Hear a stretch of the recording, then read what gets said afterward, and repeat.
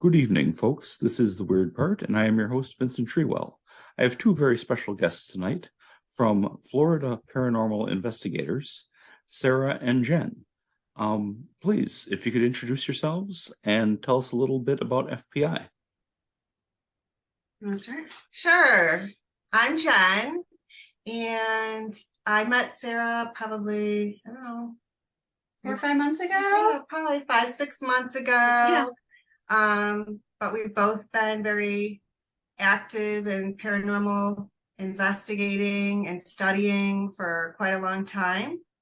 So we're just really excited to grow our group and get out there and help people, figure out and find some answers to their paranormal problems. Yes. And I'm Sarah. I go by Sarah Normal on my social media, which I understand is not an original thought, but I do have a trademark. So, but obviously that's not my real name. Can call me Sarah. And yeah, I've been studying the paranormal since I was a teenager. I moved to Florida about 10 years ago to finish raising my family, and they're grown now. And I'm the wife of an airline pilot. So I found myself here in the Tampa Bay area looking for a group to continue my studying with here in Florida. I was brought into our former team by Jen. And I think it was then that we realized that her and I kind of have a kismet thing going on. It was like sisterhood from the very start. We're both empaths, and we sort of just got each other from the very first investigation. We were on the same wavelength. And the more I talked to Jen and the more I worked with our former group, we realized that we could bring something really different to the arena of paranormal investigation in Central Florida. And that was compassion and empathy. Spirits are people, and they deserve our understanding as much as the living do. They're not there to be exploited. They're not there just to be put on YouTube. They're not there just to be put on TikTok. They want what you and I want, and that is to be heard. So that's what we're trying to do. That makes a lot of sense. Without naming obvious names, the approach of going to some place that's haunted and then yelling at them and trying to get a reaction just seems incredibly counterproductive and very disrespectful. And to treat any entity like that is, no, I appreciate where you're coming from. And that's a much better approach, in my opinion, than the sideshow antics that sometimes make it on cable TV, Absolutely. I can appreciate that. And for what it's worth, Vincent Treewell isn't on my birth certificate either, but that's what I use for many, many reasons for all my paranormal stuff. So, Absolutely. Yeah, that's just being honest, it's no big deal. So you said you met relatively recently, but were you both or either of you were interested in this stuff your whole lives or not? Yeah, I think we both have been interested in it our entire lives. We've both had a lot of paranormal experiences as children. Ironically, Jen and I grew up very near to each other in the same area of New York. That is interesting. Yeah. Yep.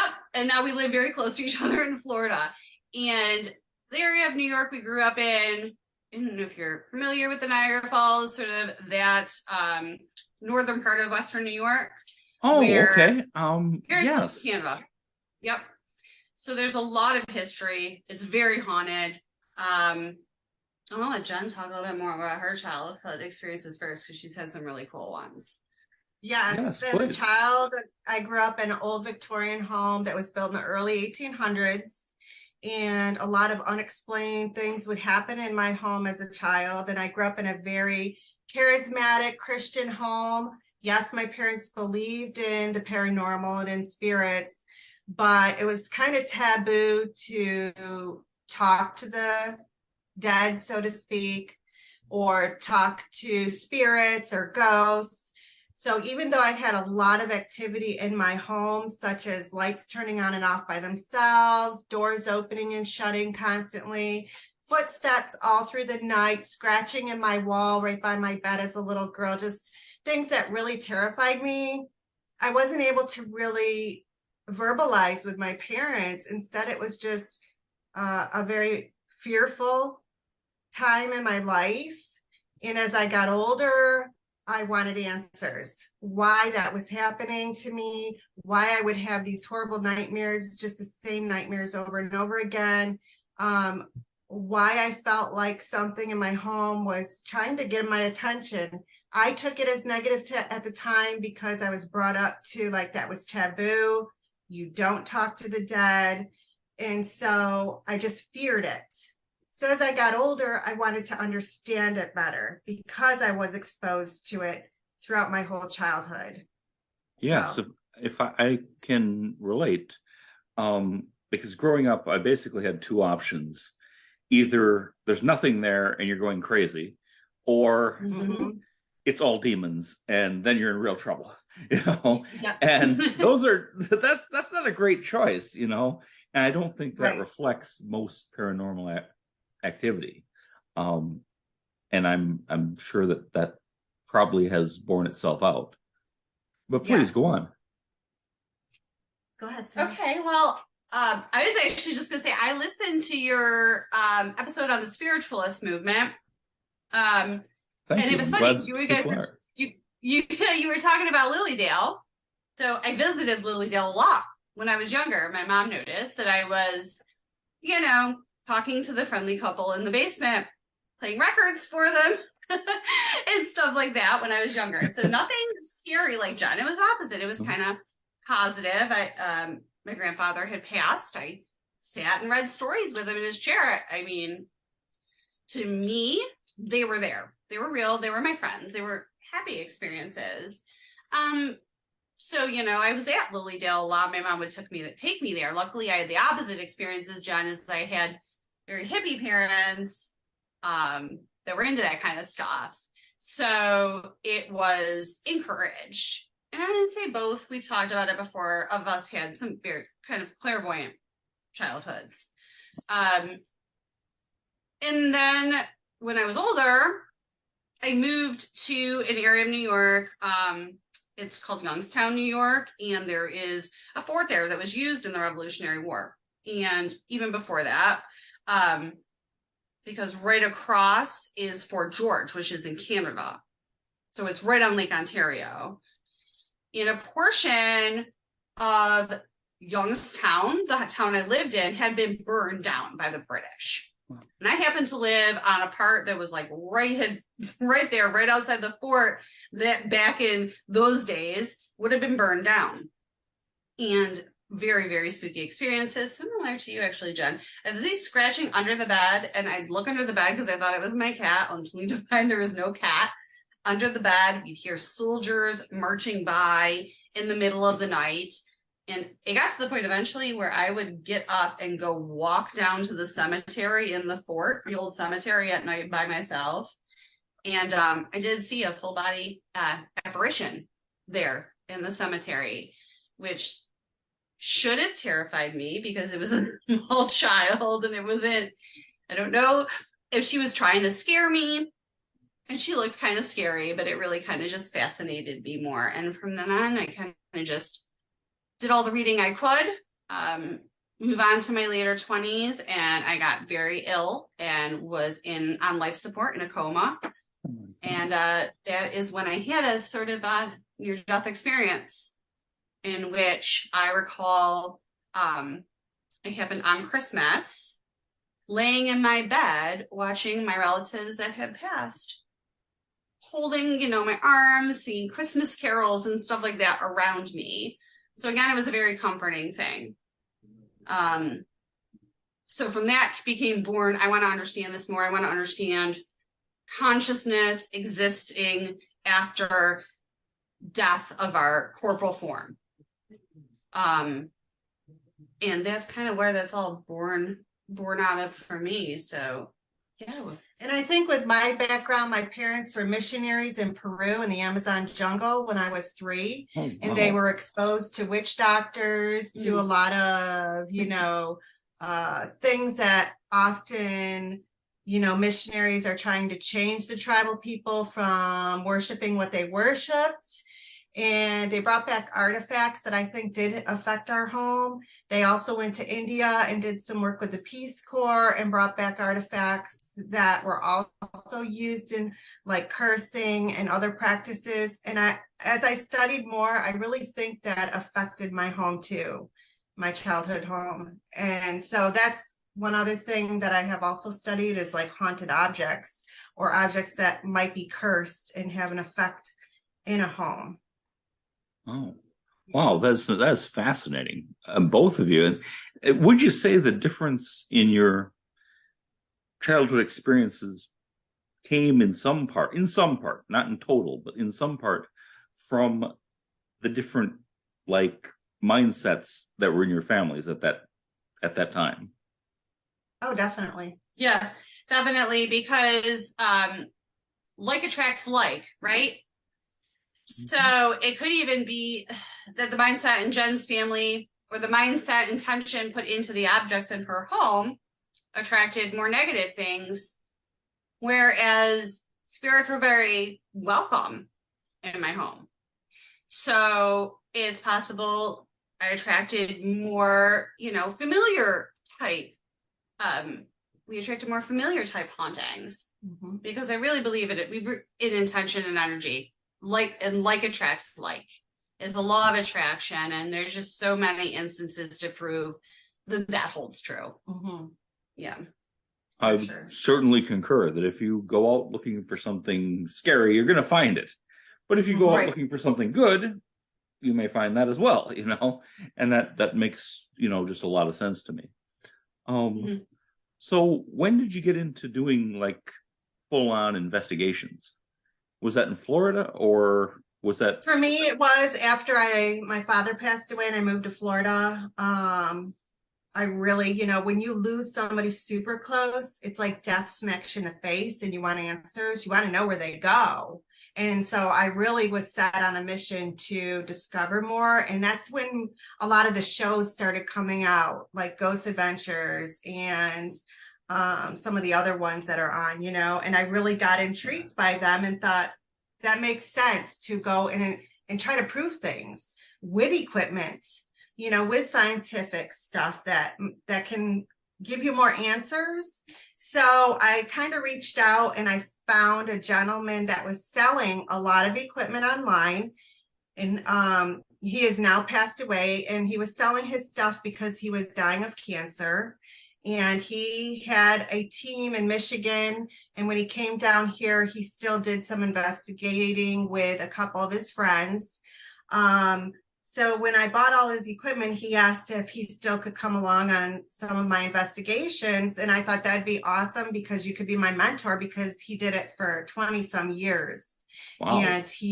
And because he was an atheist and I was brought up as a Christian, I really was intrigued on, okay, you're studying the paranormal, but yet you're an atheist. Why is that? What makes you, believe in what you believe? And I believe in what I believe.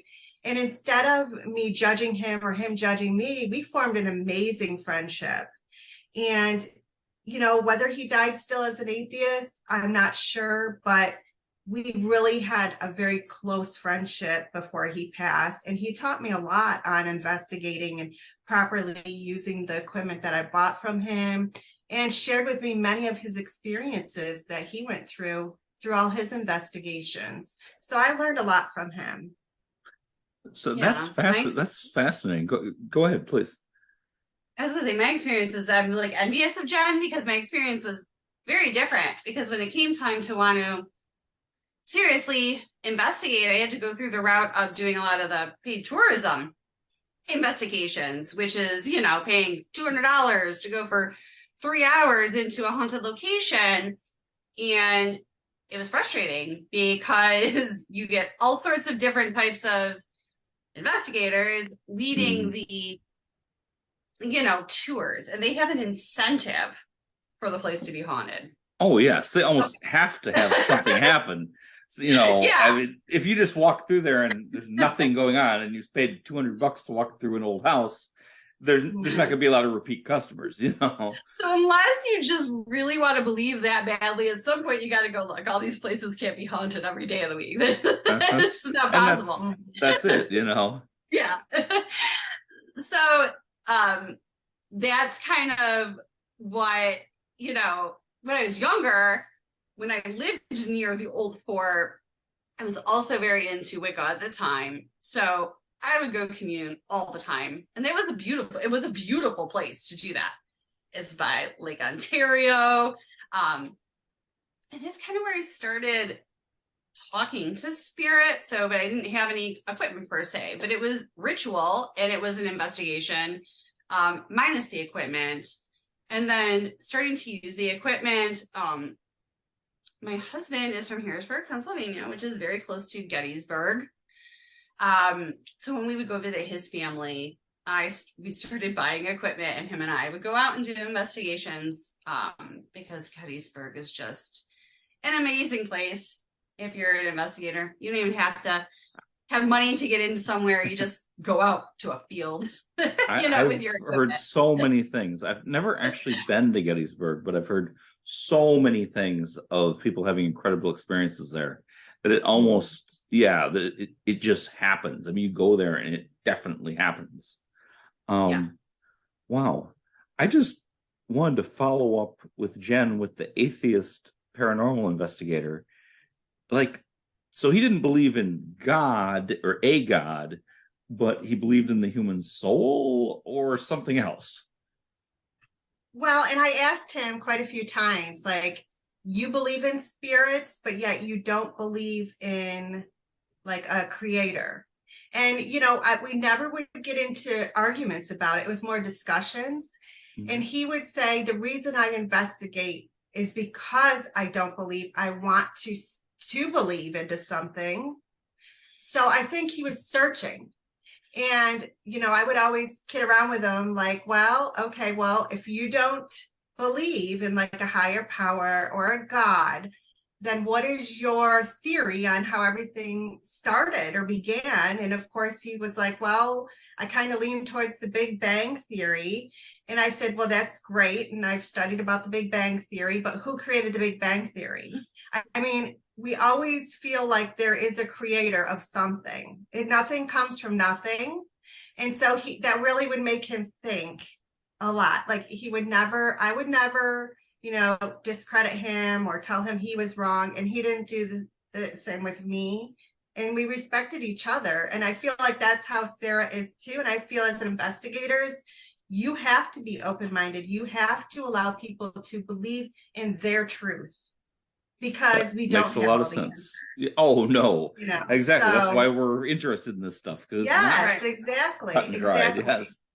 And he the sad thing is, he said, well, from what I have researched and investigated, I feel like when you die, you are basically in darkness as a spirit, kind of wandering around aimlessly. And he said, that's pretty much all I've proven through my investigations, that yes, there is something after death, because I've talked to spirits who are very intelligent. They know my name. They can tell me things that have happened. And I have found out through research that they were telling the truth through the spirit box and other things he used for equipment. And he said, but as far as, where that is that they are, he's like, I have not proven that or figured that out yet. So he's on the other side now. So I kept telling him before he passed, you better come and give me some answers. Why haven't we tried to reach out to him yet? We have to do that, Jen. Yes, we will. Okay. We will. Okay. That should be very interesting. Yes. Yes. Wow. And if I may follow up, Sarah, you were doing Wicca ritual in the fort from the war. I assume it was probably the War of 1812. Yep, it was. Yep. Did you have some interesting experiences doing that, or? We did. I did. And it sort of carried, it's funny because it sort of carried with me wherever I went, or, I was talking about this with Jen earlier. It gets almost into the discussion of reincarnation, right? Because not only in the fort, but I also, I spent a lot of time in England as a child. My dad's from Manchester. And I had quite a strong experience actually in York, England, in the old castle keep. And I was probably about 12 when I started doing this.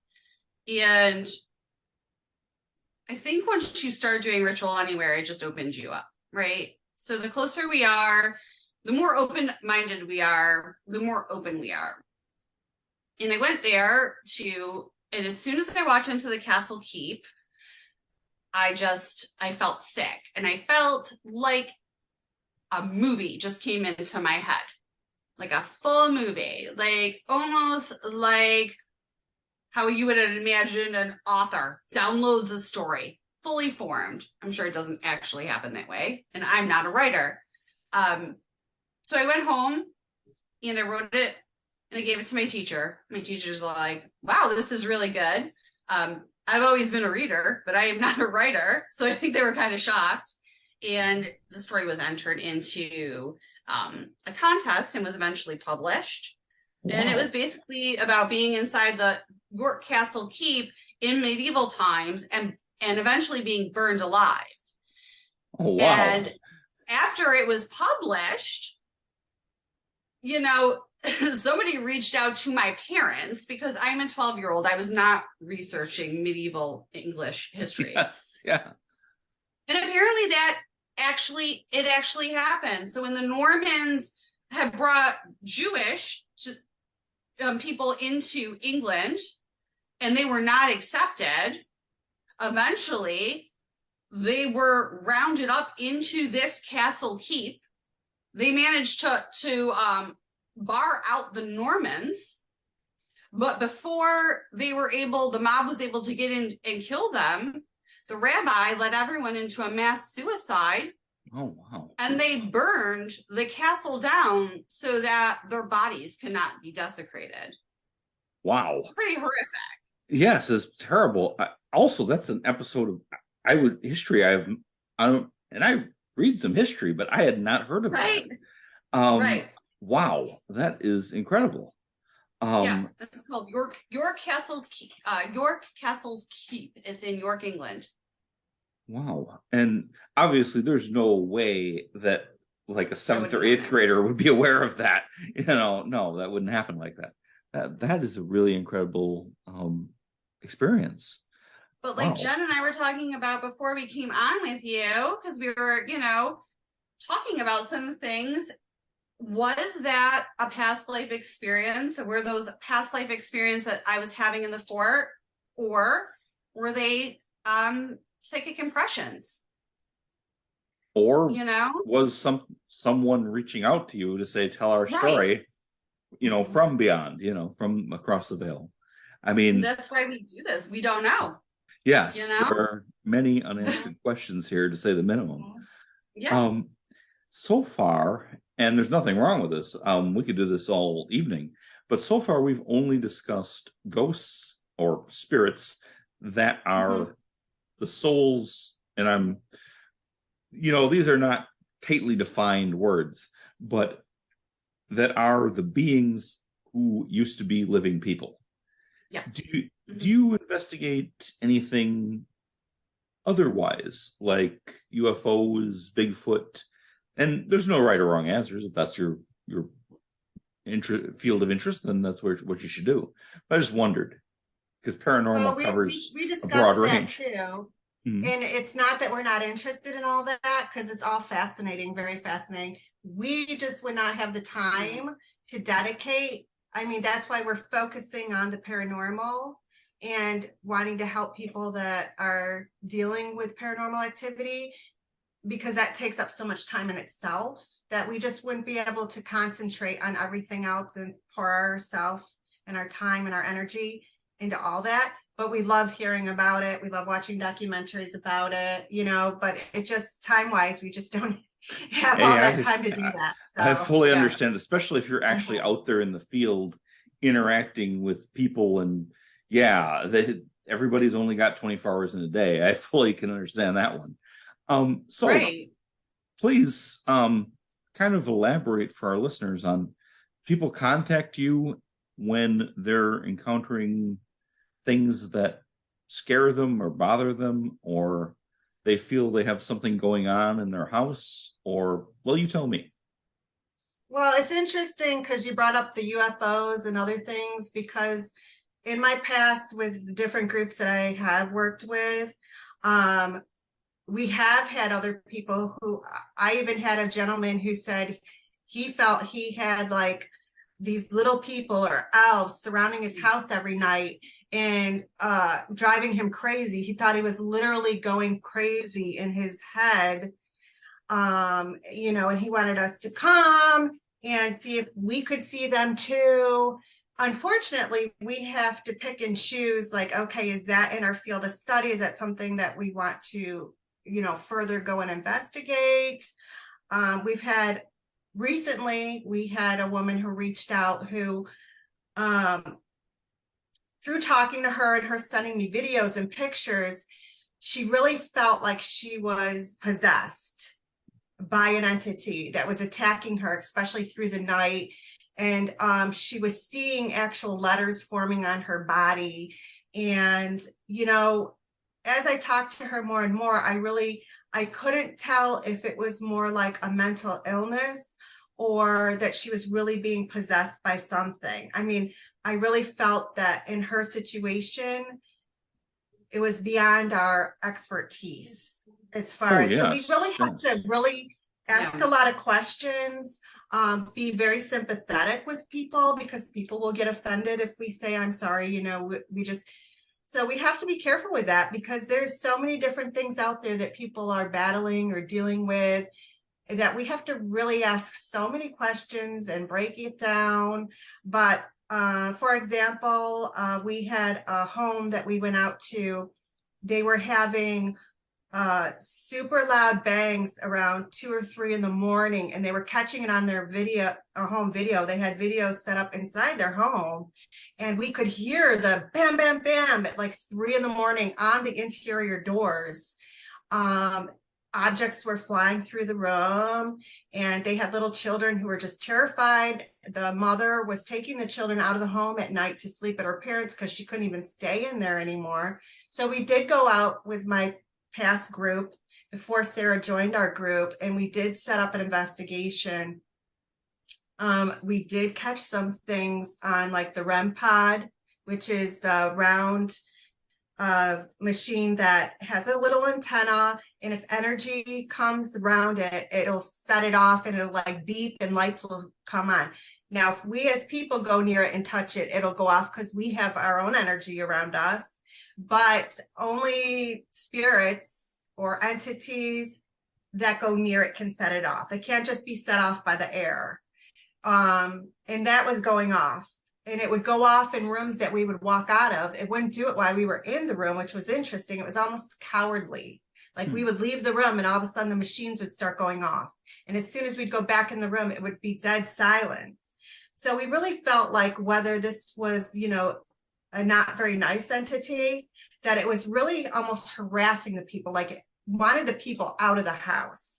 And I did a lot of history of the area before we enter a home to find out if there's been a murder, a suicide, or maybe a death on the property. And come to find out, 6 months before, they found a woman's head in the front lawn of the neighbor. And I called the police. This was in St. Petersburg, Florida. And I called the police, and they said they still have not found who murdered that woman and decapitated her head. So it was still unsolved.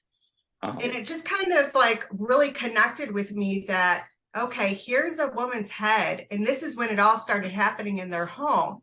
Now, does that mean that this woman's trying to give a message, or is it the evilness of what happened to her has filtrated their home? That's why we try to study and figure out what's going on. But they also told us that they had a lady staying with them that was basically living on their couch, and they had asked her to leave because she wasn't helping with rent. She was just feeding off of them. And just before she left, she practiced Santeria, and she cursed the family. Oh, wow. And she told them that she had cursed them for kicking her out. And they said that's when things started. So it could be a combination of all of that. But when we left them and we followed up with them, it wasn't getting any better. And so we were honest with them to say, you know, it's best if they were renting the home, that you leave the home. Like this isn't going to leave. And it was really terrifying the family. And the wife even said when she would get up in the middle of the night because she felt uneasy, she would start reading her Bible, and things would just escalate all of a sudden, and things would start banging even louder, and the lights would turn on and off. And they had proof, they had video proof of it. So there is times when we can't solve it for the people, and that's frustrating, but we can give them advice. And in that case, we really told them it'd probably be better to find a new place to live. And see, where I think this team will be different is that I would like to, if those people moved, to go back and investigate that house again. I was going to ask what happened next.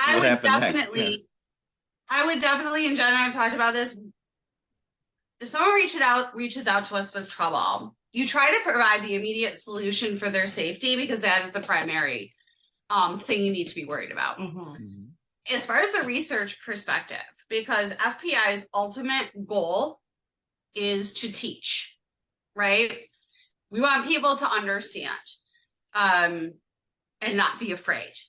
So I would go back after they moved out, and I would see if that continued. I don't know if I mentioned this or it's on the website, but I'm currently studying parapsychology and paranormal studies. Eventually would like to get my doctorate in parapsychology philosophy.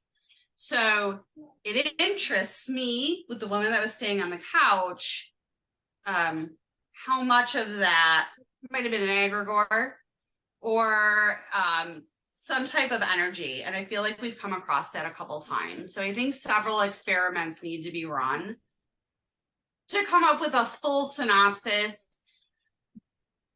And the experience I had with the team Jen's talking about, I'll touch a base about that a little bit. Yes, please. It was disheartening because we did go into a residence. It was an elderly couple living with their adult son. And Jen and I picked up on it, although we were not supposedly the clairvoyant of the group immediately, that they were having a lot of negative energies and things, and they believed it was coming from a painting. It was the son. Jen and I picked up on it immediately, that it was attached to him. You could feel it off of him. But we did the investigations, and again, we placed REM pods, and every time he walked away from his bedroom, which is where the activity, ironically, was focused, he had thrifted probably over 1,200 action figures and toys that were in his bedroom. Wow. It was packed, wall-to-wall shelves, like literally covered. Just a little nook where he slept. And whatever was in there was angry. And it didn't like Jen and I. It did not like women at all. And so in that instance, the homeowners and the son had insisted that they stay during the investigation, which is usually not best practice. It's best practice to usually have an information session with the homeowner, listen to their story, and then have them leave. I think what nailed it down for me was a couple of things. Jen and I have state-of-the-art equipment. We have all the equipment that you see on the TV shows. What we will never do is fake evidence, or not even downright fake, but even manipulate. Mm-hmm. And we found out that an app was being used connected to a spirit box, not necessarily to make the spirit box say something, but to change the tone of the voice. And even I, as the investigator, was not aware that the person controlling the spirit box was making the voice sound demonic with their phone. And that taints what you're trying to do. Yeah. Right. Not only that, but there's two 80-year-old people there listening to this in their home. Can you imagine how they felt after we left? And we never reviewed evidence. Yep. We never reviewed evidence and we never returned. And as far as I know, we never gave them an answer. And if FPI would insist on investigating that house again, empty, and give those people an answer, even if it was difficult to hear, I think he needed to clear, I think gut feeling he needed to clear that room out and he needed to do some own cleansing on himself. But I would not leave letting an elderly couple believe there is a demonic spirit in their home because it's too hard to tell them that, maybe there was some anger issues going on with their son. Maybe it would have been nice to talk to them without him there and ask them if they were okay. But John and I we can't do anything because we both signed contracts and that was not our case. So it hurts me that they are out there. Well, there's a lot of people out there like that. There is a lot. John's correct. I'd say that's most of the teams. Even the teams that are on TV. Yeah. Oh, I assume they're probably worse. Yes. They want publicity. They want entertainment. So we have not had a lot of cases enough together, but yes, we will come to your home. We want to help. And those are examples of things that we will not do. What we will do is listen. What we will do is engage. We'll listen to homeowners. We'll listen to spirit. We'll listen to each other. And we'll listen to the science. And we will try to debunk every single thing before we tell you that is paranormal.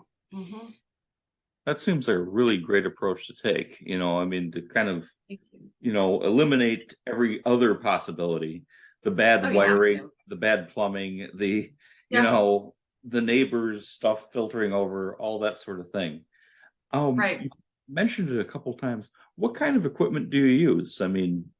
Relatively briefly speaking. Well, we have the SLS camera, which I'm sure you've seen on some of the shows where it shows a stick figure. And I had a great experience with the SLS as part being scientifically proven. I went with Vic that passed away. We went to a home in North Carolina. A friend of mine bought a log home that was built in the 1800s. She was opening it up as a bed and breakfast. She wanted us to come investigate it because she just felt there might be some presence in it. She did leave for the night. She didn't tell us any history of it, like if anyone died in there or anything, because a lot of times you want to get a clear slate. You want to go in maybe not knowing everything because you can make your own assumptions instead of forming opinions. Yeah. And every time we go into the downstairs bathroom and point the SLS camera at the toilet and lift the top lid, a person would be sitting on it. And a hand would even go over and touch the toilet paper roll. I mean, it was so amazing. And it happened for like over 4 hours. We'd go investigate other rooms. We'd come back, lift up the seat, and there's the person sitting there again. Yeah. So when we were all done with the investigation, we told her our findings. She asked if the previous owner's daughter could come talk to us because her parents lived there for many years. When we told her about the person sitting on the toilet, she started to cry and she said that's where her father passed away. Oh, wow. On the toilet, sitting on the toilet. They found him deceased on the toilet. Amazing evidence. I had chills. I was like, wow. And does that mean he's still sitting on the toilet? I personally, from my experience and just what I've studied and researched, no, I feel like that is that residual energy that often teams that have investigated for years talk about. Mm-hmm. It's kind of like a record that keeps going over and over again. It's like that's where a lot of energy was placed because he passed away right there. And so it's kind of playing that back over and over again. So no, I don't believe her father's still sitting on the toilet. I just feel like that's his energy when he left, his body. That's where that energy was left. But it's amazing. So that's a very awesome piece of equipment. We have the REM pod. And that's, if I might just put in for a second, and that's a Sure. really great example of the lingering energy. There's Yes. no way that a human spirit is still on the toilet, On the years later. toilet. That makes no sense. But No. is the residual energy? Yeah, I could totally see that being the Yes. case. That makes a lot of sense to me. Please go ahead. Yes. Yeah, we have REM pods. We have John and I are both very interested in EVP. So we have several spirit boxes. We have all different EVP recorders. Jen was just told me about an experiment she saw, because we are gonna love our experiments. Where you put walkie-talkies in different rooms with a different EVP recorder next to all of them, and you ask questions from outside the home through all the walkie-talkies, because you might catch an EVP on just one. Mm-hmm. Looking forward to trying that. We've got, the K2s, the EMFs, pretty much we have, anything you would see on the shows. But just to tell you a quick little story about equipment. So Jen and I go to our local cemetery, Spring Hill Cemetery. We have one piece of equipment with working batteries on us, and that is a REM pod. We were not prepared to do an investigation that day. So we go into a cemetery with just a REM pod, Jen and I. I have the best yes-no conversation with a spirit I have ever had. Wow. We put the REM pod down just in a central place and start walking around, because we were just kind of trying to get the lay of the land and take notes. Every time we'd walk away, that REM pod went off. Every time we came back, it would stop.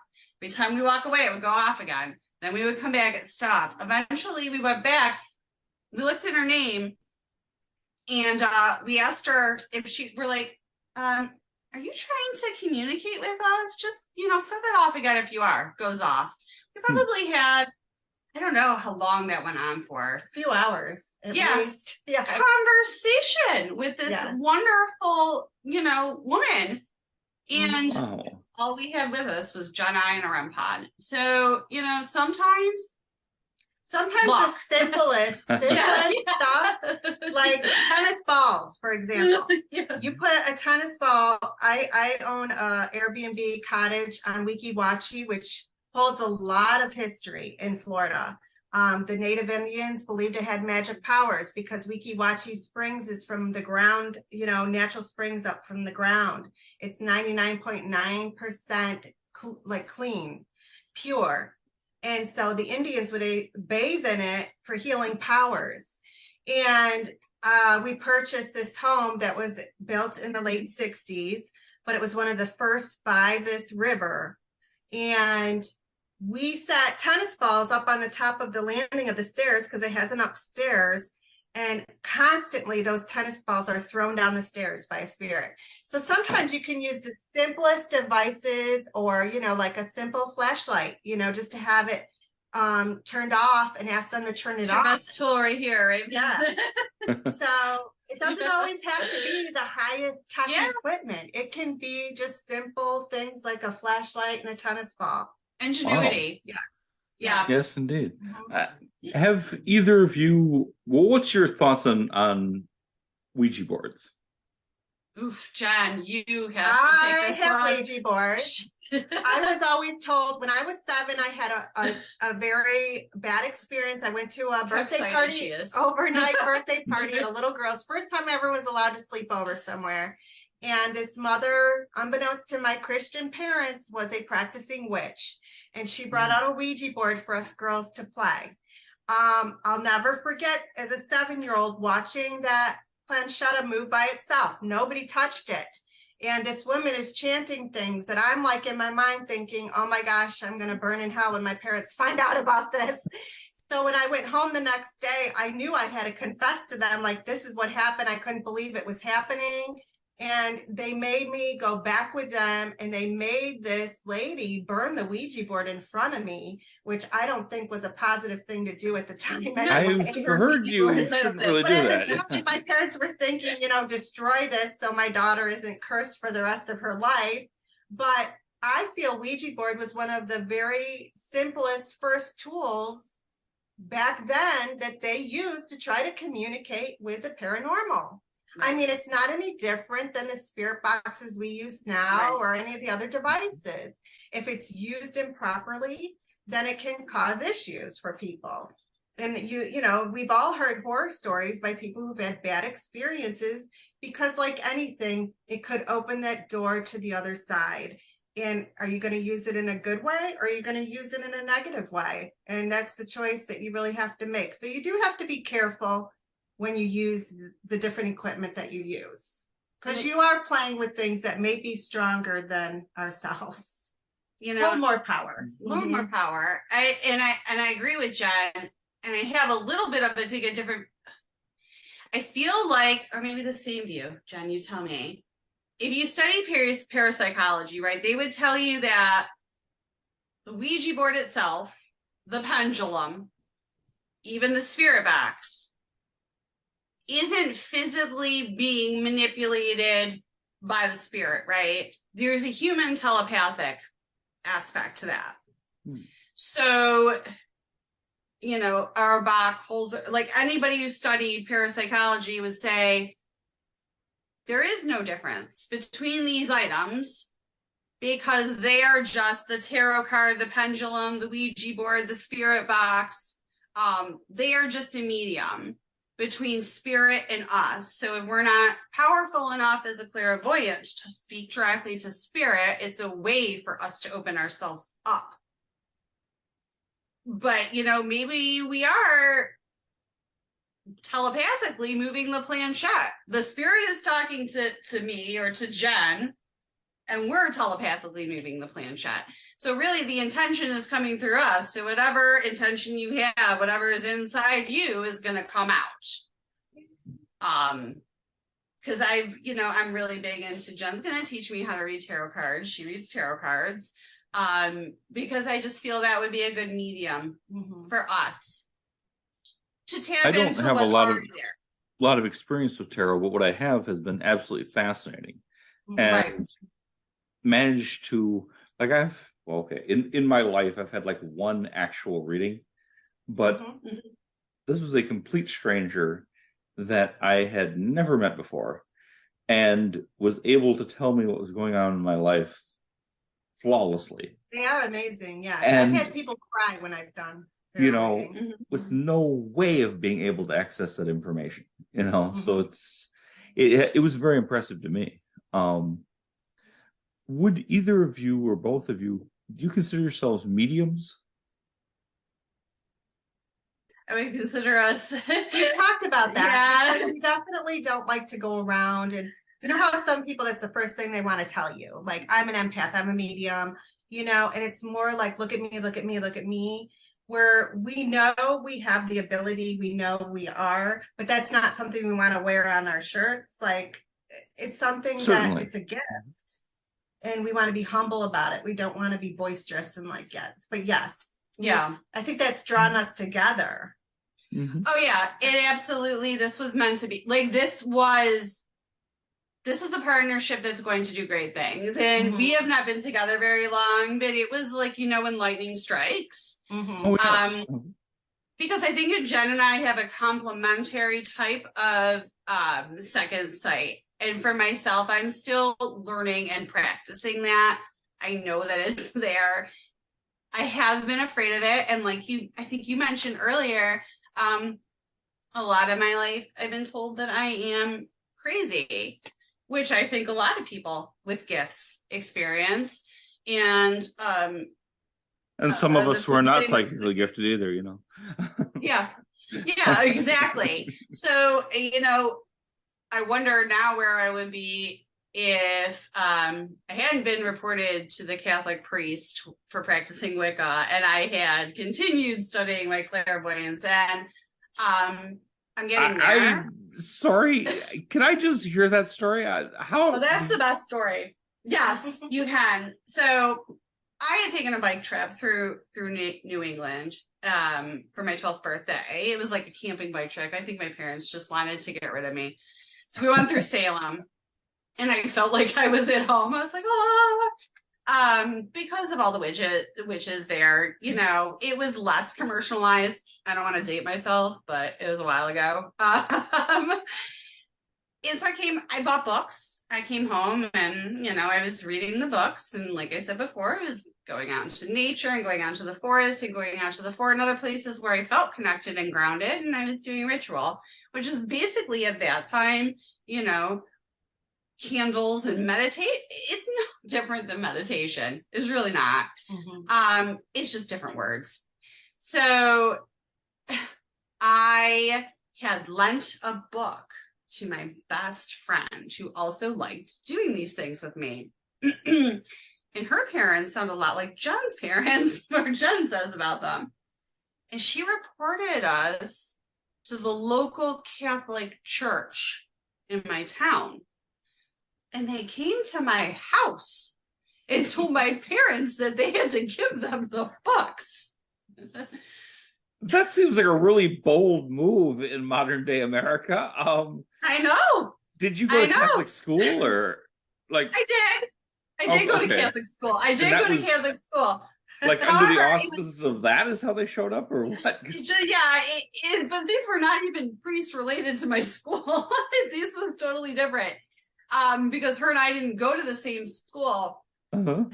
It's just funny because they came to the wrong house because my dad is actually an atheist and my parents are hippies. And like, oh, you're going to tell me what my kid can read? It's tough to imagine how that went down, but that's fascinating. Oh, wow. Yeah, but I did get ostracized. The Inquisition shows up, basically. You know? Yeah, yes. Yeah, have you seen Monty Python? Yes, I was thinking first. Nobody this is the comfy chair. Yes, we are the Inquisition. And yeah, I mean, but I did get ostracized. The word got out there. I lost a lot of friends, and I think that made me kind of pull back. Yes. I can see certainly, especially at that age, how that would be a really negative experience. Yeah. I was a theater kid, so like, oh, the theater kid's a witch now too. Yeah. I have a feeling that there's a huge crossover between those two worlds. You know, you're probably right. You're probably right. Let me see. Where am I as you well know, I sent you some questions here, but I didn't. You know, it's not written in stone. It's barely written on paper. Okay, we're having fun, right, Jen? Oh yes, this is for sure. This is what I like to do. You know. Yes. You mentioned having a request from a person who was seeing, well, like say gnomes or you know, little people, the fae folk. Was that a one-time experience, or have you had other people talk about that, or have you had any experience in that area? I think he was my most, like, he was so sincere and so wanting when I met him at his house, because I was actually purchasing an old Ouija board that he had, and he wanted me to come investigate his home, and he was begging me. He sent me some videos, which I did see some orbs around to outside that he caught on his outside camera, but he was saying like they would bang on the outside of his house all night. They would make his like outside lights come on. He would actually see them darting around in his backyard. I don't think, it's not that I didn't believe him. I just felt uneasy. Like I didn't feel at the time that I felt like it was a safe place for, and I wasn't really with the other group that I was with Sarah yet. At the time I was just with Vic, and he was going through chemo and stuff. And so it wasn't a time for me to investigate. And we really didn't get into investigating like, you know, elves or whatever. If he kept saying they were either like elves or little demons, he was like, they were like this, you know, they were like little tiny looking things that would dart around in his backyard and just harass him every night, and he was not getting sleep. And he was actually in the process of moving out. Wow. So, and he was kind of warning me because he was getting rid of anything he thought might have caused them to come, which one thing was his Ouija board. And so, you know, he even was trying to get me to go into his home. And I was just like, I really have to get going. I felt very uneasy. I ran That's into his probably a mailbox feeling you and want backed to go out. with. Oh man. I was trying to get out of there so quick, I ran into his mailbox. Okay, we're talking about a woman who tried to get me to roll down the window and talk to a possible brother of a serial killer out the window. So she doesn't scare easily. I don't scare easily. I do usually carry my gun with me. But we do have a family in our town that is a notorious serial killer. He and his brother have killed women from California all the way to Spring Hill, Florida. Mm-hmm. They have uncovered Wow. at least 4 bodies, and this is maybe 5 miles from my house. The Mansfields. There's Yes, a couple the Mansfield. There's documentaries on them. Very evil family. Like Sarah and I started researching the family, and a lot of the women that were associated with the family, like wives and stuff, have died young. Like for unexplained reasons in their 30s and 40s. And just the horrific things that they have done to these women.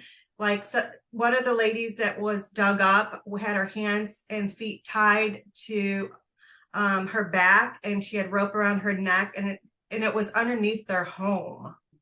They had to break apart the floor, and they found her underneath the home where the pipes were. I mean, just horrific stuff. So we drove by the house one day. As one does. And they one of them was backing out of the driveway on a tractor. And I'm like, Sarah, talk to him. How he's related.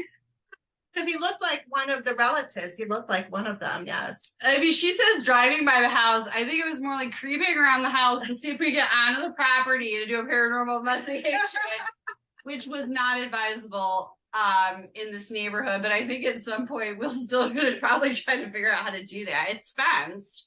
And Jen and I truly believe that there are probably more bodies there. And maybe there are women that are still missing, that nobody knows their names. So we really love to obviously, as a sisterhood, figure out a way to get near enough to do an investigation to see if possibly we can get some more names, because I'm sure there's missing women.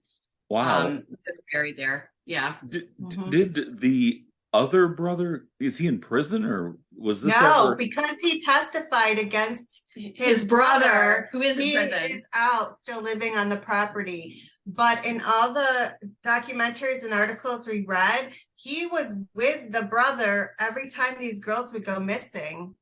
And so it's like the police know he was connected, but they couldn't prove without a shadow of a doubt. So he testified against his own brother in order to stay out of prison. But the nephew was the one who recently, 3 years ago, because he got picked up for drugs, had said that there's more bodies on the property. Because their brother's father was also a serial killer. Yes. Who had gone to jail.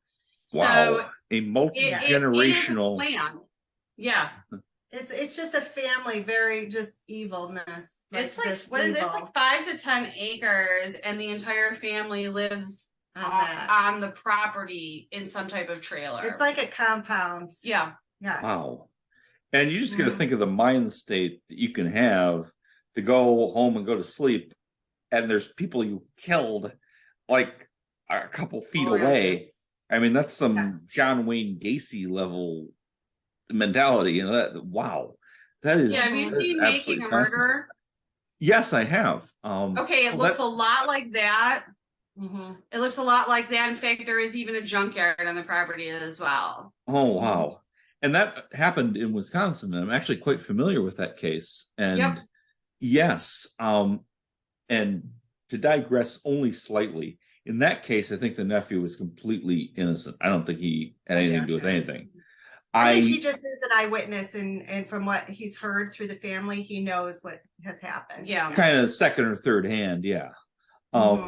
As far as the main perpetrator, I kind of think that he did that, and that he felt that I served 18 years for a crime I didn't commit. They owe me one, and I'm going to go do this horrible thing. And that was the impression I got.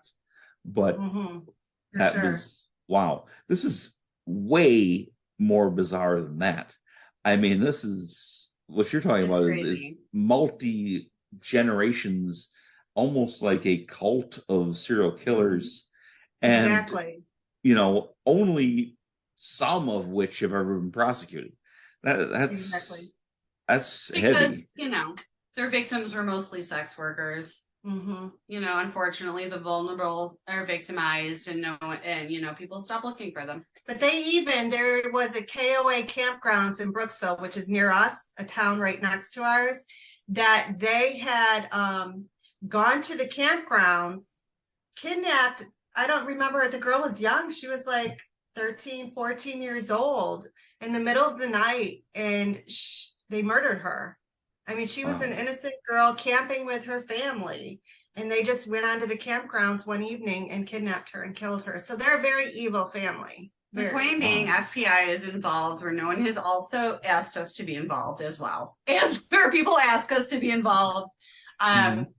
We can help if we can help someone somewhere. Cold cases, we will do that too. Yeah. I was going to ask you about that. That do you sometimes get involved in like assisting investigations of crimes from, and I mean, psychic is kind of a term for what you have, right? Well, for example, I have found remains in the Spring Hill Cemetery, and I had to call the police. And it was weird because I was with a couple of my other friends before I met Sarah, who would like to go once in a while to investigate with me.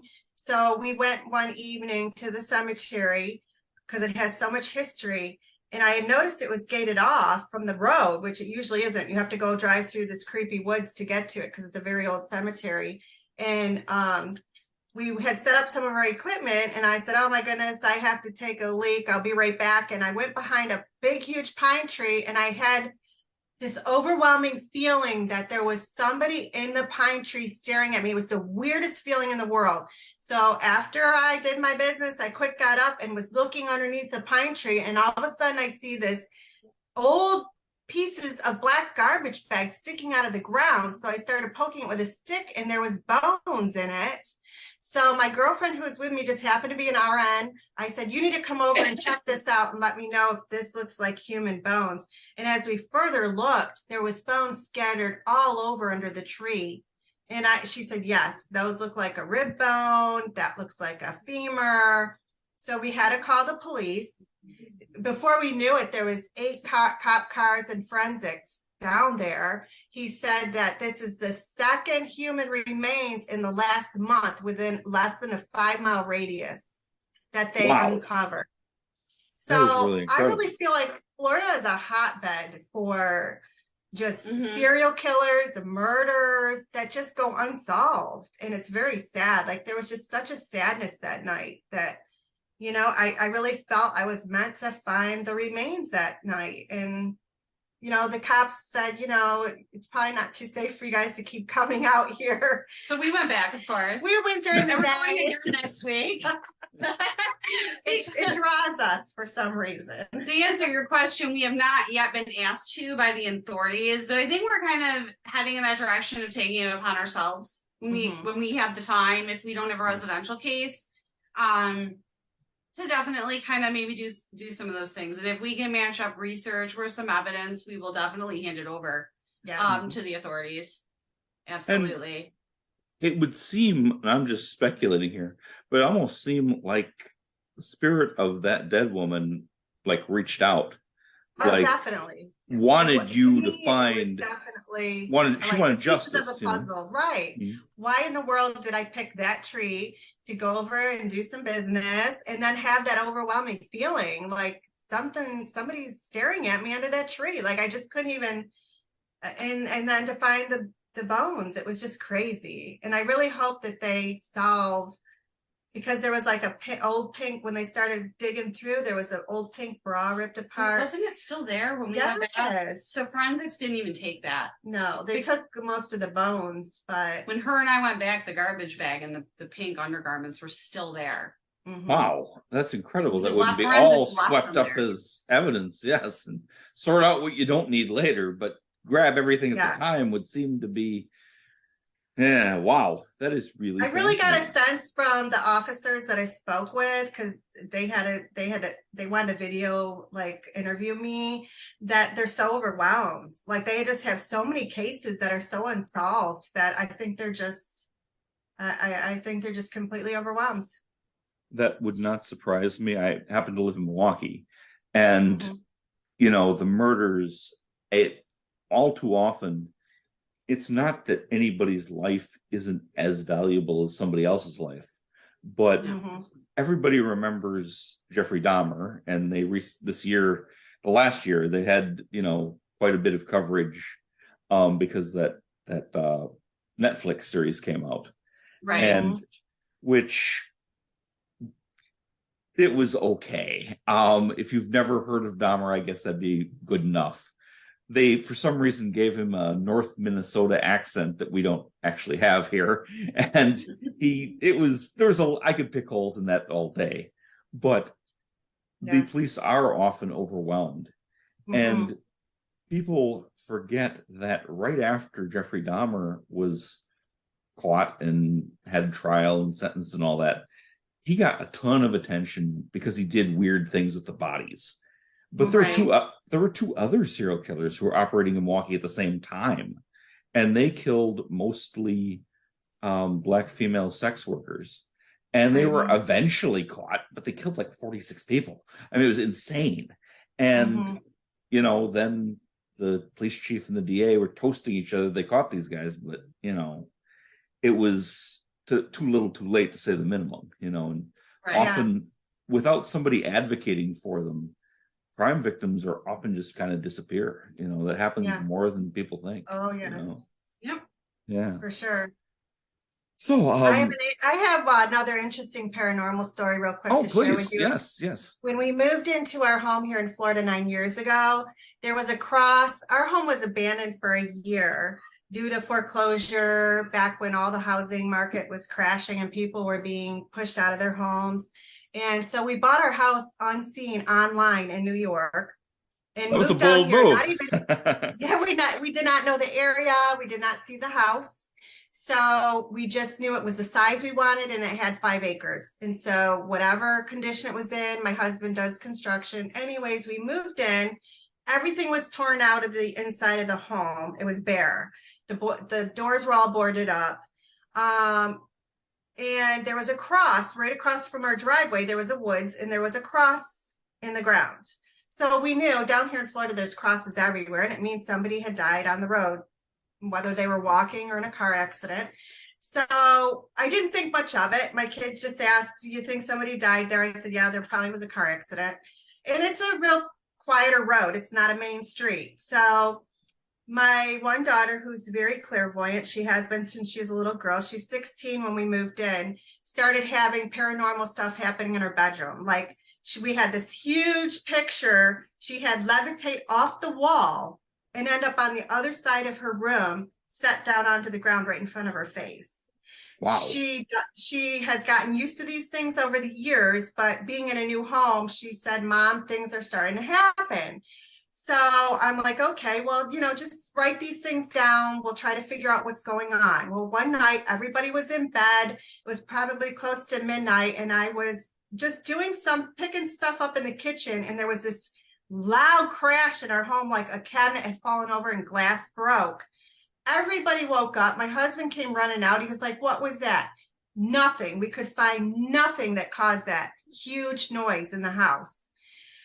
So this started continuing with these loud bangs in the middle of the night that would wake us up. Then I started getting my sheets pulled off of me in the middle of the night. And then when it'd wake me up, it would like yank on the bottom of my feet. Like, oh, hell no. So I decided to start setting up my equipment, and I started asking questions like, who is this? What do you want? You know, and it was never like, we weren't afraid. It was almost just like, I'm trying to get your attention. And we got Gary. Gary kept coming through saying Gary in a young man's voice. And so I'm like, okay, well, Gary, what do you want? You know? And he would just say things like, he would say a word like accident would come through the spirit box. And I'd write these things down, and I just kept a journal. Like, well, and one night I got up and I was walking through the house. I was getting a glass of water, and it was probably 1 a.m, and I heard my name, Jen. And I looked around, everybody was sleeping, and I'm like, okay, what's going on here? Then I heard Jen again. 3 times I heard my name. So I knew he was trying to call out. So I started researching. Come to find out, a 16-year-old boy was in the back of a pickup, and this 18-year-old was driving, and there was other kids in the back of the pickup, and they had been partying, and it was in the 80s, and they were going down, which used to be a dirt road, which was in front of our home. Our home hadn't even been built yet. He had fallen out of the back of the truck and hit his head, and the kid was driving so fast, he died immediately, and the kids were scared, so they put him in the back of the truck, went down the road to where the grandparents had lived, and continued to party. And in the morning, they finally took him to the hospital. Well, he had been dead. And that's all I found in this news article. I didn't have any names of like who was driving or anything. Well, I told my daughter, because she was 16 at the time, so it started to make sense to me. So we hung bells around the house. And I said, Gary, if you'd like to get our attention in the middle of the night, please ring the bells. And we have a special needs daughter. And she would tell me every morning, Gary was ringing the bells again last night. Like she's an innocent child. She's older, but her brain functions like a child. So I'm like, well, at least he's not waking us all up making loud noises. Well, then one day I see a lady out putting flowers by the cross. So I go out to her and I said, did you know Gary? And she said, well, yes, unfortunately. Oh, and before that, my friend came over, Vic, to do an investigation, and he asked Gary who was driving the truck, and he said Michael. The woman said my son Michael was the driver, and he's doing time in prison for Gary's death. Like all of this just came together. That's what paranormal investigating is all about. Yep. And chills, Jen. Gary still will visit us now and again and do things like rock a table. He's rocked little end tables for us and stuff like that. But he doesn't bang and scare the kids anymore at night. And things have settled down. Like, I think he's just comfortable now with us. And now that we know what happened to him, it settled him one way or another. But that's what really gets us to investigate, to find these answers and why things are happening. But this is what makes me get into it more and more. And I'm so excited with Sarah to just help other people find these kind of things out, what's going on in their homes. And it's great when the puzzle comes together. That is really fascinating. And you would think that he found some kind of peace and was able to go forward in his own way, whatever that may be. That is really interesting. Wow. You really just find that, like you said earlier, they want to be listened to, and you just have to take the time to listen to them. And a lot of times, I think those loud bangs or even the slamming open of a door, spirit's not trying to scare you. They're just trying to get your attention. And maybe they overshoot the mark and they slam the door open too loud, or they make the noise bang too loud. But like Jen's got the right idea. They're people. Just talk to them. Here's what you can do. Here's what you can't do. Right. Yeah. And he died in such a traumatic way, you know? And because my daughter was his same age, I think he was really trying to connect to her because she was his age at the time he died. Yeah. So I think he was connecting, and she's clairvoyant. And so I think he was like, I think you can hear me. No, I'm here, you know? Mm-hmm. And she acknowledged him, and she knew. So she can Wow. As far as the loud noises, that is something I've definitely experienced myself. And I didn't think for a moment about anything paranormal. I thought there was somebody in my house. I came home from work at a time when nobody else was home and heard really loud banging and walking around on the second floor. Well, I wasn't thinking about spirits. I was thinking about some dudes broke in my house, okay? And I'm coming up, gun in hand, coming up, clearing the room, and there's nobody there. There's nobody there, and there's no way somebody could have left. And it's just nothing. There's nothing's even moved around. And it's like, but something was happening, and something that was a different house than we live in now, and a lot happened there that was very strange. But I wasn't even thinking in those terms. I literally was expecting a burglar, and just nobody there, and no way they could have left. So it's that's when that happens, it can be very weird, you know. Yeah. Yes, indeed. Oh yeah, I think it messes with people's psyche, especially people that don't necessarily believe in the paranormal or even think that this might be paranormal. And they almost, I've heard it in people's voices, like they feel like, am I going crazy? Is there something wrong with me? And that's when you can help them understand better and know you're not going crazy. And there is paranormal activity out there. And that could be what you're experiencing. Yeah. And absolutely. And I would never deny the reality of mental illness, and that some people do have auditory hallucinations, visual hallucinations, delusions. But I wonder, you kind of got to balance it. How many people are diagnosed with those things who really had something outside contact them? Yeah, that's interesting. Who have latent psychic abilities or an openness that other people don't have, and are diagnosed under the wrong circumstances as having schizophrenia or having delusions. That doesn't mean schizophrenia doesn't exist. Some people definitely have that. Yeah, right. But I totally agree. Yes. You know, there's different ways of interpreting these things sometimes. And I think sometimes people who are receiving legitimate messages get maybe tossed in with those who are having a medical condition. And it may even be more of a gray area than science can accept. Because you know, if you tell your psychiatrist that your late grandmother appears to you as an apparition and talks with you about stuff that's going on, that may not go the best. You know, that may be taken, depending on, I've had some doctors over the years, and some can fully accept that, yes, that type of thing happens sometimes. Others might give you some heavy medication or even decide that you're at risk, you know.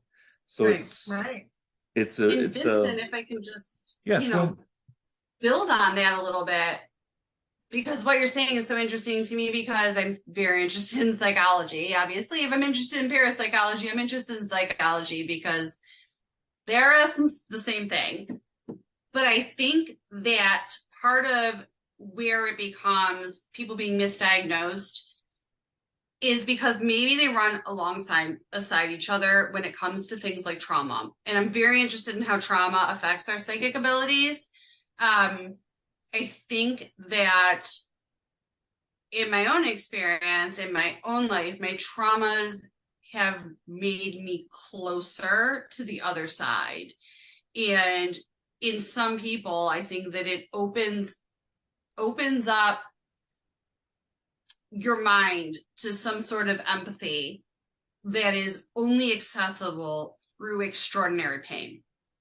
So if I go to a psychiatrist and they know my history of trauma, and I'm saying that I'm being comforted by my grandparents, because I was very, as a teenager, my grandparents both came to me very often to comfort me. They're going to say that I'm having trauma-induced hallucinations or that I have mental illness born out of trauma. But I think that where the trauma in the mental health field gets us, they need to be put on medication. I also think that it greatly enhances your risk, your likelihood, I should say, of being clairvoyant. It can make you a seeker, and it can make you very open. That makes a lot of sense. On that, I have my bachelor's in psychology, and I have studied a lot because I've adopted 8 children who have had severe mental illness and had different handicaps.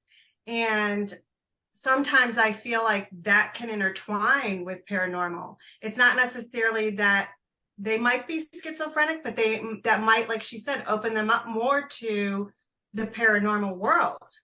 And so it has to be a really good psychologist to untwine that difference and not just accuse them of being mentally ill and, not really seeing their grandparent. It might be both. Yes. And it could be both. Yes. Very well said. Exactly. It's not an either or. Yes, exactly. Going to be a lot of gray area there. Yes. And for obvious reasons, I won't mention who I'm talking about by name, but I have, and I make no secret of this, I have dealt with severe PTSD for many years.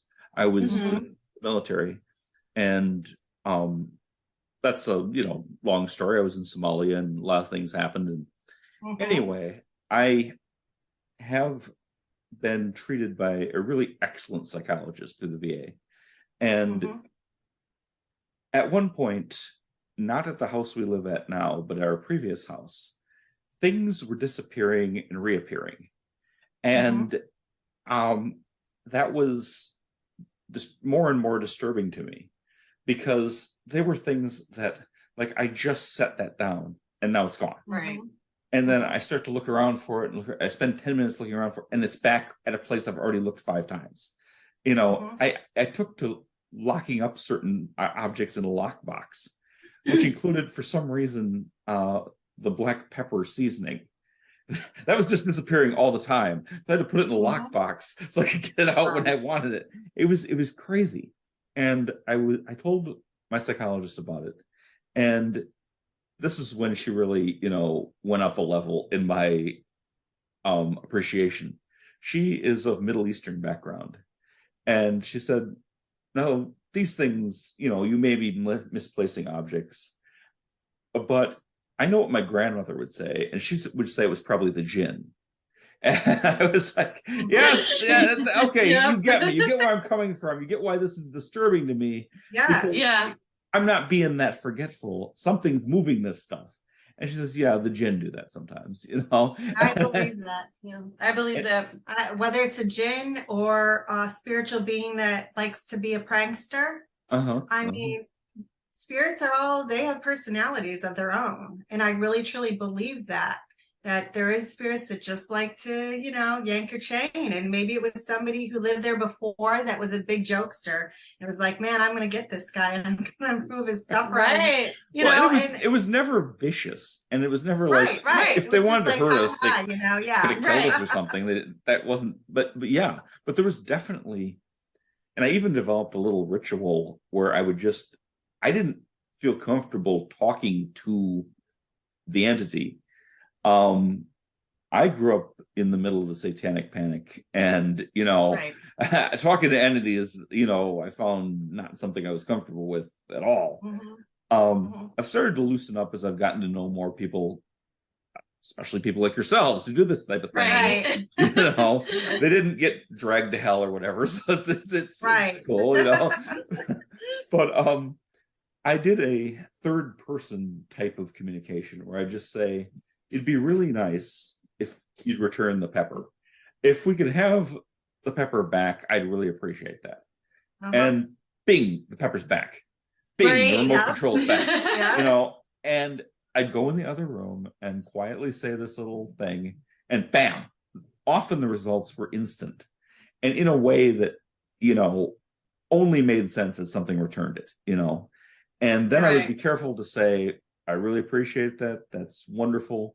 That's miraculous. And that seemed to work. And I always wondered, we've moved since then, and I've always wondered what would have happened if I would have left out, like, say, Scrabble pieces. If it was something trying to communicate and I just wasn't ready to hear it, because I was probably not ready to hear it. But yes, I felt like something was trying to reach out. It's interesting. And not I to- had an experience Yes, please. at the Spring Hill Cemetery. There's a little girl who died when she was 7, and she has a little grave where people put toys down.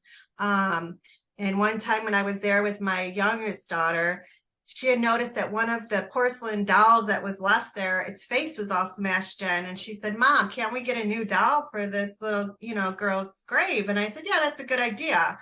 So the next time I went to Goodwill, I got a little porcelain doll that was cute. My husband and I went a few weeks later, and I left the doll there for her. And I went back about 3 or 4 months later with my team to do an investigation at night. And we had put the spirit box in the little recorder right next to the doll. And I was talking, and I said, "How are you doing?" And at the time, we didn't hear anything. And when we went back and I downloaded the recording, very clear, crystal clear, a little girl's voice came and said, "You left me the dolly." Wow. It was amazing. That's a class A. It was amazing. Yeah. And I kept listening to that over and over because I was just in awe with like, wow, this stuff really works. And I just, it was so fascinating. So I can't wait till Sarah starts getting some of this under her belt. She hears stuff like this come through, because it just shows what we're doing is worth doing. Right. Oh, yes. That's really fascinating.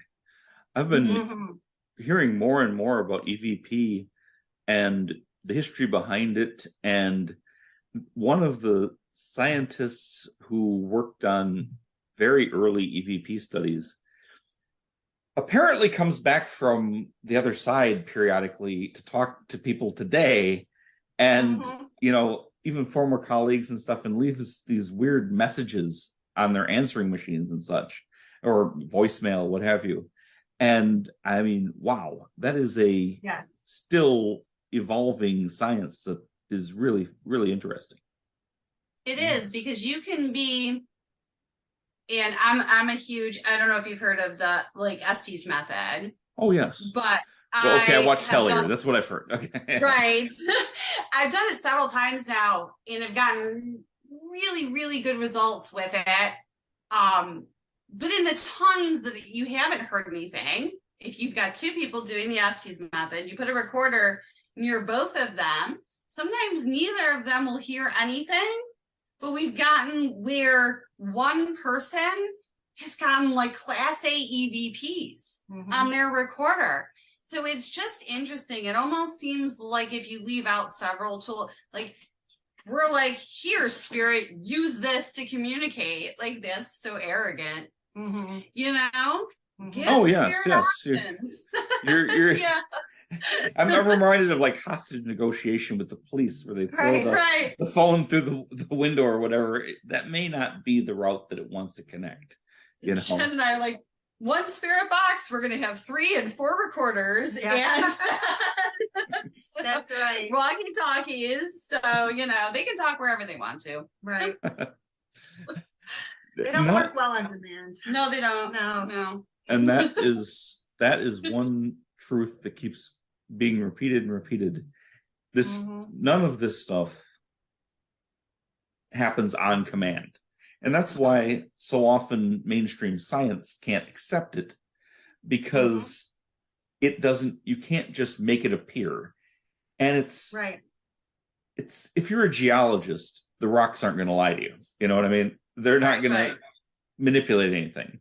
If you're a chemist, the chemicals are what they are, and they do what they do every single time. You mix this and this, and this happens. Anything involving intelligences, entities, beings, doesn't work like that. And, so many factors may affect results that, they just don't feel like doing it on command. They're not going to work like that. And I have found oftentimes it's when you least expect it that they show themselves. Like you're walking to a cemetery with nothing but with batteries and one REM pod. Or even in your home when you're least expecting, like when you see, we were talking earlier about shadow people figures. and figures. It's like when you least expect it, they catch you in the corner of your eye, like they peek around a corner or something. But it's not when you're sitting there like demanding, are you around the corner? Show yourself. It's always when you're least expecting it, when you're relaxed and you're just being yourself, and all of a sudden, boom. You're trying I to think get I just saw something, like that. So that kind of leads me to what I was going to ask. Are either of you doing any magical practice currently, or anything similar there too? I'm getting back into it. Yes, I'm getting back into not so much. So Wicca's a religion. mhm. I'm not currently practicing a religion, but folk magic. Oh, very interesting. Right. So, we were doing a lot with and prior, I have studied a lot of Buddhism. I would have considered myself a secular Buddhist, a guy, not the religion, not the spiritual aspect of Buddhism, but the practices with meditation. And it's very similar. It's very similar. I feel like the folk magic is a step up in intention setting. And then using the tools adds a bit of ritual to it, just as it would in a Catholic mass, the candles and the herbs. Or, we recite prayers, and I don't think it's any different than, somebody chanting or praying or whatever their ritual is that brings them closer to spirit. Because as Jen and I discussed earlier, I believe that whatever's true to you is true. I believe that I believe in Jesus, I believe in Buddha, I believe in Muhammad, I believe in, Yahweh. I believe these are all true. I feel like being raised in a Christian home and studying, I've read the Bible through and through and been in intense studies and went to Bible colleges, and also studied I've studied Wicca, I've studied Muslims, I studied all different kinds of religion. And when you look at the basics, they pretty much all intertwine. You look at what Jesus meditated, Jesus talked to the dead. Jesus often used different things out in the wilderness to heal. It's amazing to me when you really study all these different things, they kind of all interconnect. And so when one group is saying, we're right and you're wrong, it just blows my mind, because it just shows kind of ignorance. It's like, well, did you really study what this other maybe religion or beliefs are? Because you'll find out it has a lot of similarities to probably what you believe. Right. That makes a lot of sense. In fact, not to toot my own horn, but I recently wrote a book that covers some of those topics. Oh, wow. Cosmic Collision is out there. It's available on Amazon, folks. So Cosmic Collision, okay. It's a novella. It's a 140-page novel that addresses what if a prophet emerged today, like right now, a real prophet? Right. How would different factions react? And I find it interesting. I think people who listen to this would probably find it interesting. It's a pretty blatant plug for a book I wrote, but again, it's available on Amazon for less than the price of a Happy Meal. So it's it's out there. And better for you. Because books are always better than Happy Meals, Vincent. That's right. Well, reading is knowledge, and knowledge is food. So yeah. What I brought that up though is to say that if you believe that God only spoke to your narrow band of people, you have a pretty small God. Right. Any God worthy of being called God would have talked to everybody and not just a narrow band. That doesn't mean that your narrow band is wrong. It just means it may not be the full picture. And that's what I believe, for what it's worth, Yes. And we believe that too. We do. That maybe God meets you where you are, and all are true. Like we said, both things can be true. I think all things can probably always be true. And anybody that ever tells you you're wrong is kind of small-minded. I think the thing Sarah and I really just touched on is like if we were asked to like come and it had a lot to do like with satanic stuff, that's probably where our roads would stop, and we'd probably be like, yeah, we're not going to get into things that are harmful to others Or negative. And yeah, negative. no hurting. I mean, obviously that's out there. There's a lot of evil. There's a lot of Oh wickedness. yes, well yes, and that things we've stuff- discussed. Yeah, Right.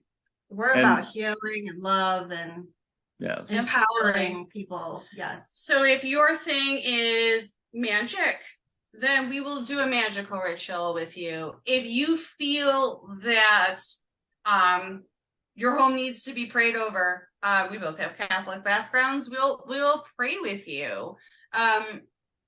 We will meet you Indians, and they practice certain native. We want to respect that. We will also participate with you in that too. We're not close to any of that, so that seems like a really open and helpful mentality. That seems really great. We're trying. I think that you have a great future ahead of you, most definitely. Oh, thank you. We You think so know. too. There is two things that I wanted to ask you before I forgot or digressed or what have you. What are your views on reincarnation? I think we touched on mine. And as you know, as far as like, of course, in my upbringing, you know, when you die, you pass on to either heaven or hell, you know, basic.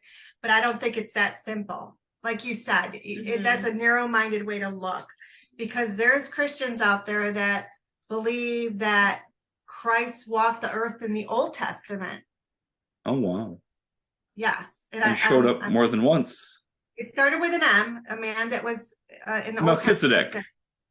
Melchizedek, yes. And so they believe that he was then, and so then he came back again. They also believe that John the Baptist was Enoch. So they, you know, there's different Christians that say there's proof in the Bible of reincarnation. So I personally, I can't say that I don't, because I don't have enough evidence to say yes or no. Do I myself believe that I'm reincarnated? I haven't had that personal experience yet, but maybe Sarah has, to say, yes, definitely. I have had facts that I know I have lived a past life where people have said, yes, I know I have, and have proven it. So that's another whole nother study. And yes, no, I fully, that you could really, yes. I mean, I definitely have read about samsara, you know, the cycle, a lot.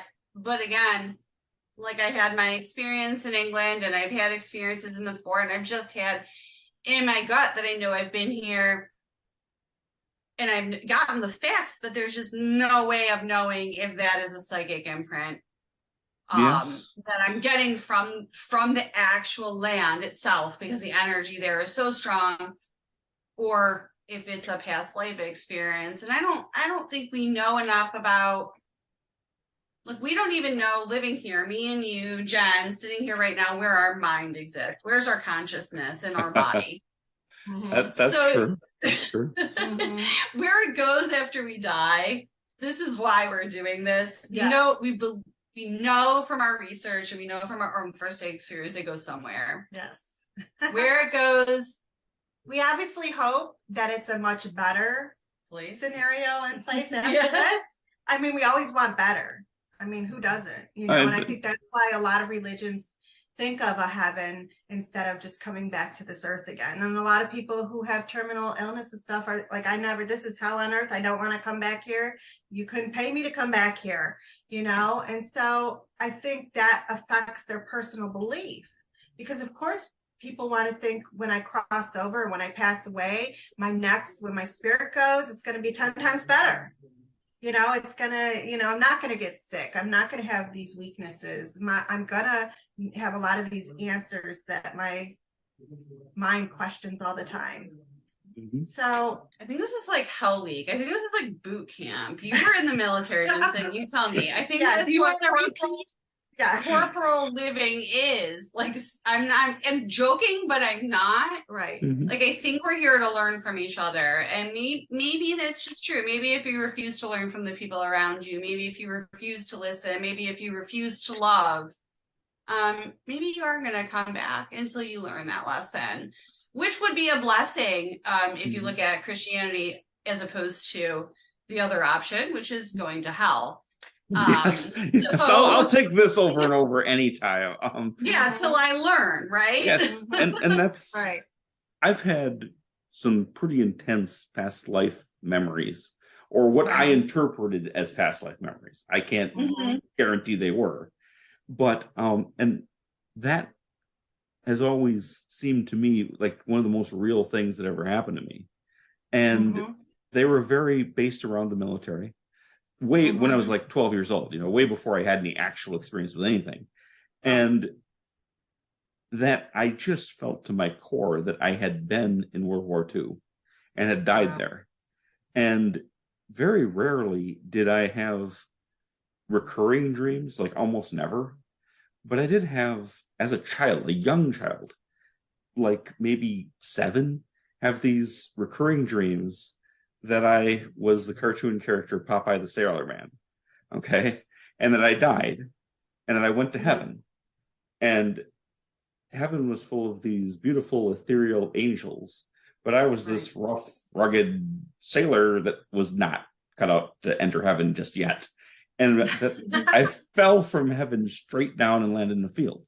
And then woke up and was alive, and that was like, that was a recurring dream, which seems to, you could fill in the blanks pretty easy, that seemed to be saying, you're not ready for this yet, but maybe this life you'll learn what you need to learn.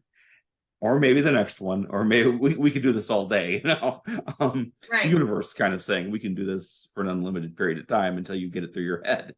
And that, it sounds simplistic maybe, but it was very, very real to me, Can I ask you a question then? Oh, you please. Think that's what led you? Was that what led you to go into the military yourself?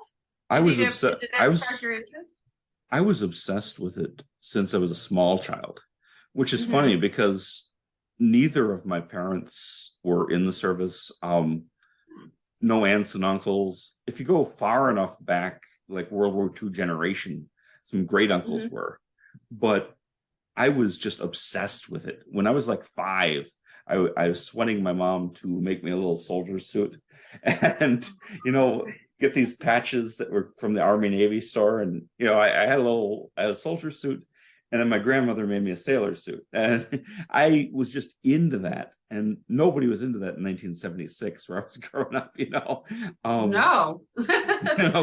Quite the opposite. I mean, it just wasn't a thing, and I was just, it came, I don't know any other source, but it seemed like I was always, that's where I was going to be.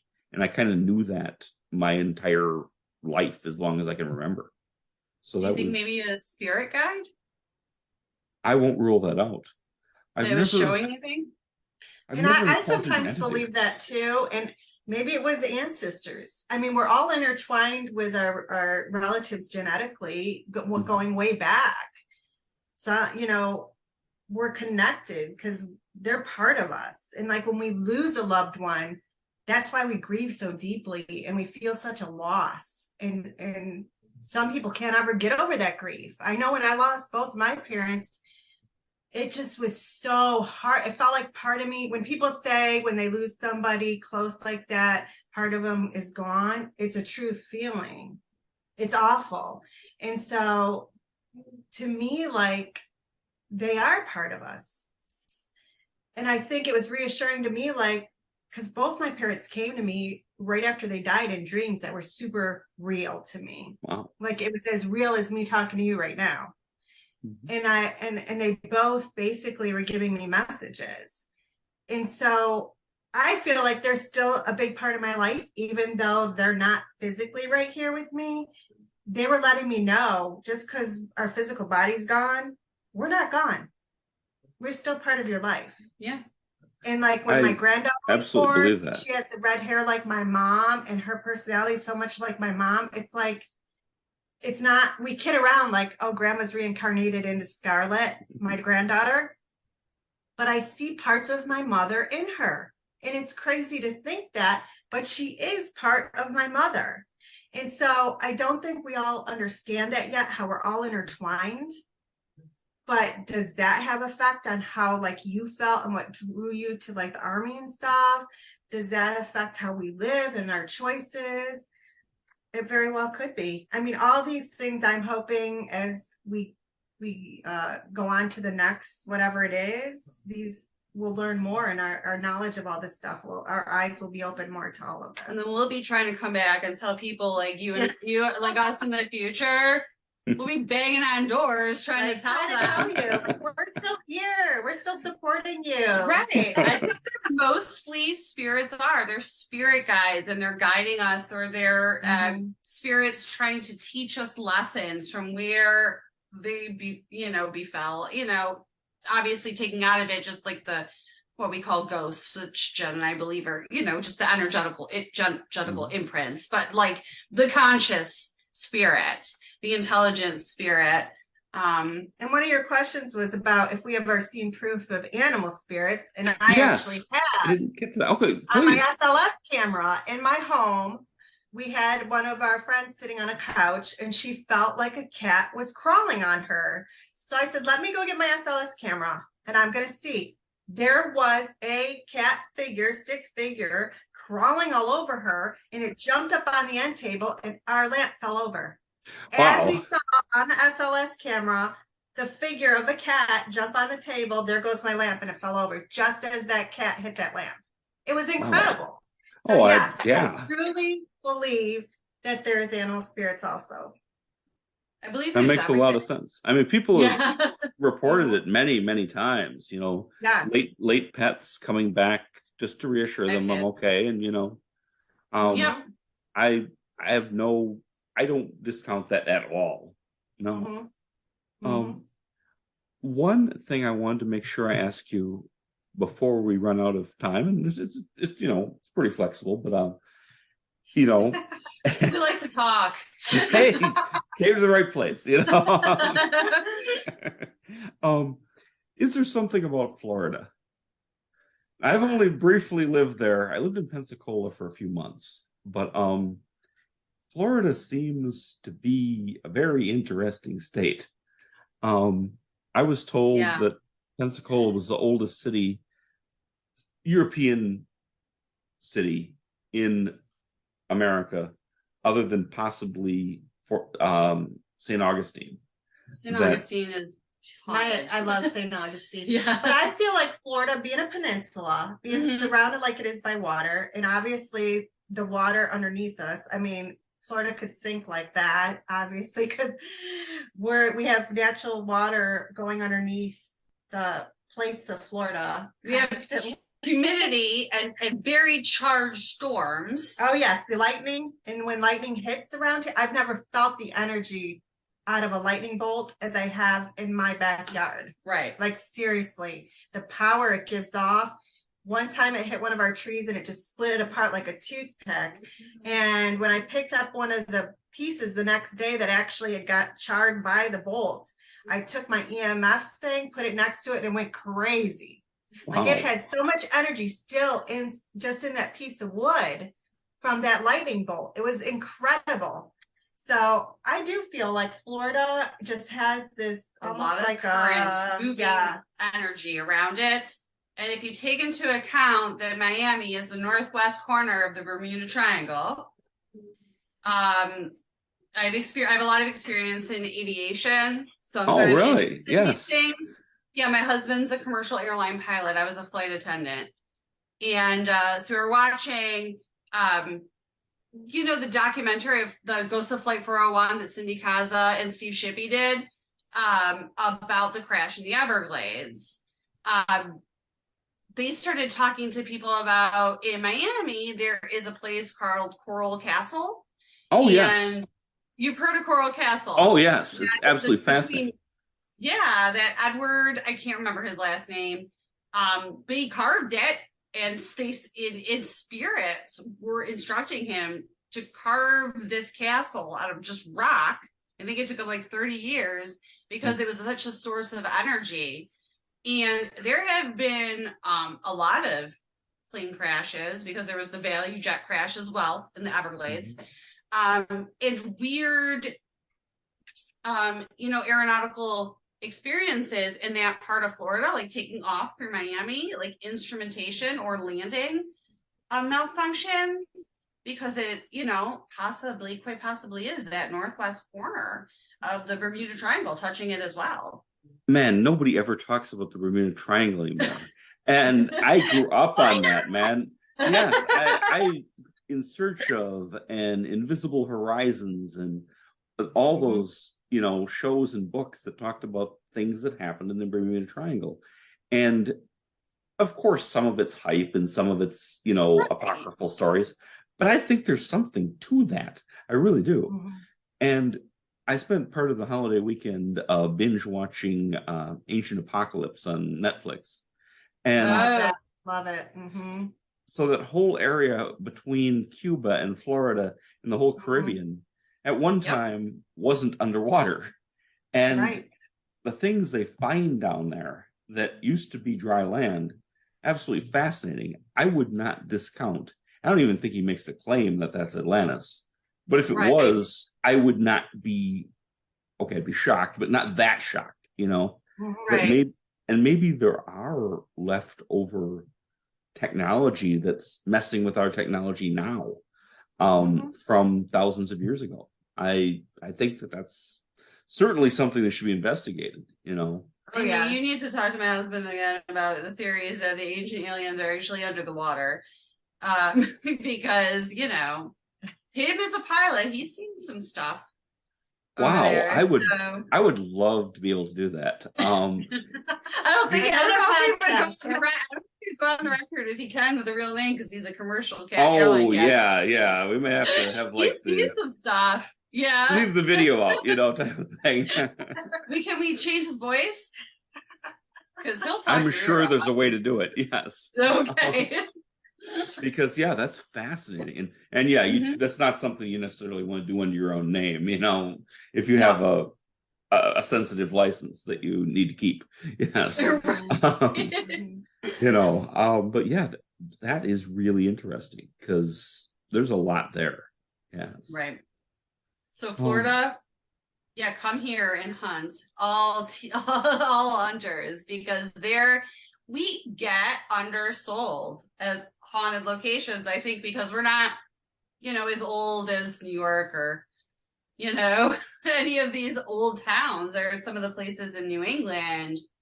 But I think there has been, as like Jen said, with the natives, to so much ritual and history of the land here. Oh, yes. Of the land and the water underneath it that, I just think it draws.